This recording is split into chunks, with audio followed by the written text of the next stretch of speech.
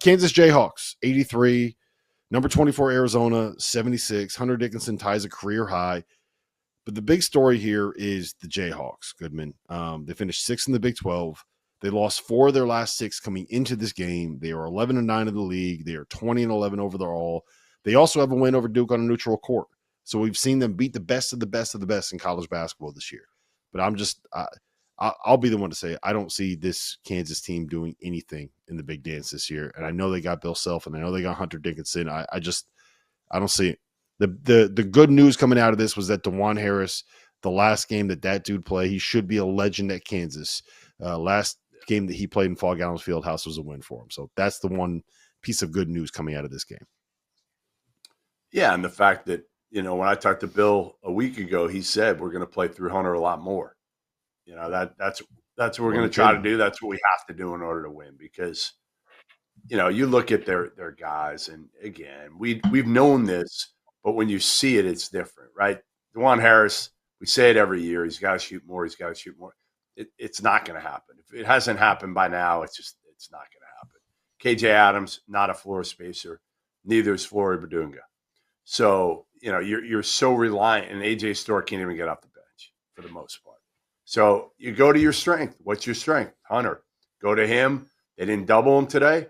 So what does he do? He tears you apart. He goes for 33. I don't understand why Arizona didn't switch it up and start to double him more, but they didn't.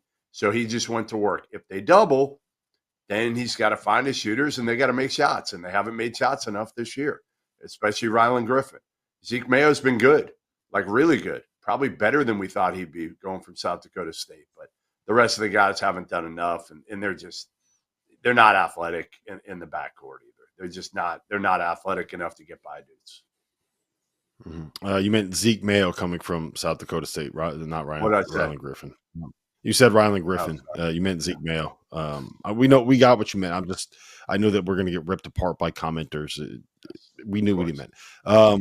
Mike, is there any reason to be bullish on Kansas? I mean, they lost 2 in a row coming into this, but it was a close loss at Houston. They got beat by a Texas Tech team that we all think is really, really good. Is there any reason to buy into the Jayhawks as we head into the Big 12 tournament? Yeah, I mean, you touched on it. I mean, they've lost 2 of 3, and I actually think they've looked better since the trip out to Utah. Now, that's not saying much because they got their asses kicked in Utah, but yeah, I think at least for the time being, the searching is That's over. like saying they look better than a pile of shit. Like, yeah, it's not hard, Right. It's not hard to But I will say that you look better than searching, you did when you were 14 years old, Mike. Yeah, we had a glow up since you were going through puberty. Okay, we all get it. Sure. But what I will say, again, the searching is over. There's no more like, hey, do we go with the big lineup? Who do we put in here? Do we start this guy? Do we not start? It's very clear the 5 that they want. They're really rolling with 7 guys now. And I think what that allows you to do is, again, have a bit more continuity with your personnel and predictability in roles. And today, I mean, especially in this game, I mean, Arizona's a team that's 15th nationally in fast break points and transition points. Like, you want to keep them out of transition. How do you do that? You limit turnovers. Kansas has 5 turnovers a day, keeps them out, gets opportunities back on the offensive glass. My issues are just, you don't get to the free throw line enough. And this is when I'm like forecasting out to March. This is why I don't think they can make a deep run at all. You don't get to the free throw line enough.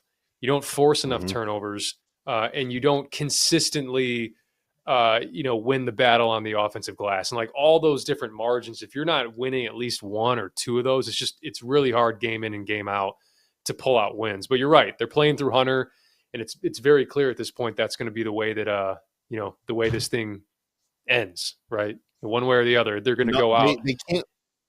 They can't make anything happen easily.